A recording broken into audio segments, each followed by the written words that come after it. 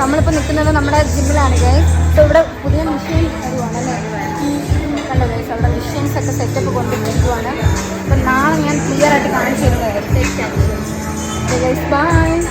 Hey guys, അതിലെ വ്ളോഗി guys. അപ്പോൾ ഇന്ന് നമ്മുടെ ജിമ്മിൽ ഒരു പുതിയ മെഷീൻ കൊണ്ടുവന്നു ഗൈസ്. ഞാൻ മെഷീൻ എന്താണെന്ന് വഴിയെ പറയുന്നതായിരിക്കും. അപ്പോൾ ഞാൻ വിചാരിച്ചു നിങ്ങളുടെ മുമ്പിൽ ഒന്ന് കാണിച്ചു തരാമെന്ന്. സംഭവം കിട്ടില്ല സാധനമാണ്. എനിക്ക് പോകാൻ ടൈം ആയതുകൊണ്ട് ഞാൻ ഫുള്ളേ ഫിക്സ് ചെയ്യുന്നതുവരെ ഞാൻ നിന്നില്ല. ഞാൻ നാളെ എന്തായാലും ക്ലിയർ ആയിട്ട് കാണിച്ചു തരുന്നതായിരിക്കും.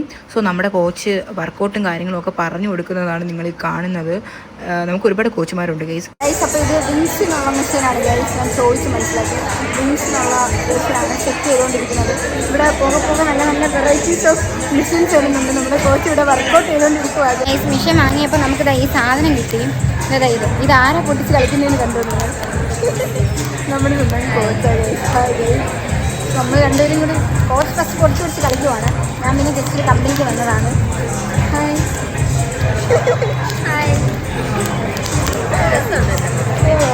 നല്ല രസമാണ്. കുട്ടിത്തം ഉണർന്നു ഗൈസ് സാധനം കണ്ടപ്പോഴത്തേക്ക്. പഴയ കാലം.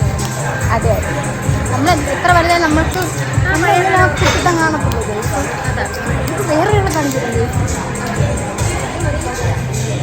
കണ്ടോ, ഇതും ഒരു കോച്ചാണ് ഗൈസ്. ഇത് നമ്മുടെ വേറൊരു കോച്ചാണ് അശ്വിൻ ചേട്ടൻ. സോ ഞാൻ നോക്കിയപ്പോൾ ചേട്ടനും അവിടെ നിന്ന് പൊട്ടിച്ച് കളിക്കുമോ. എനിക്ക് തോന്നുന്നു ഇവർ രണ്ടുപേരും മത്സര പോരാട്ടമാണെന്ന് തോന്നുന്നു ഗൈസ്. പൊടിച്ച് കളിച്ചുകൊണ്ടിരിക്കുവാണ്. ഞങ്ങൾ അടുത്ത കോച്ചിന് തപ്പി ഇറങ്ങുമായിരുന്നു. കോച്ച് ഇവിടെ കട്ട വർക്കൗട്ടാണ്. ആരുടെ ഇതും ശ്രദ്ധിക്കുന്നില്ല. ഞാൻ കാണിച്ചു തരാം. ഒറ്റയ്ക്ക് പാട്ടം വെച്ച് വർക്കൗട്ട് ചെയ്യുമല്ലേ. വർക്കൗട്ടിൽ എത്രത്തോളം ആത്മാർത്ഥത ഉള്ള ഒരു കോച്ച്. ഓക്കെ, കോച്ചിൻ്റെ അടുത്ത് വീഡിയോ എടുത്തിട്ട് അയച്ചു കൊടുക്കാൻ പറഞ്ഞിട്ടുവാണെങ്കിൽ ഞാൻ വീഡിയോ എടുത്തിട്ട് വരാം. ഓക്കെ.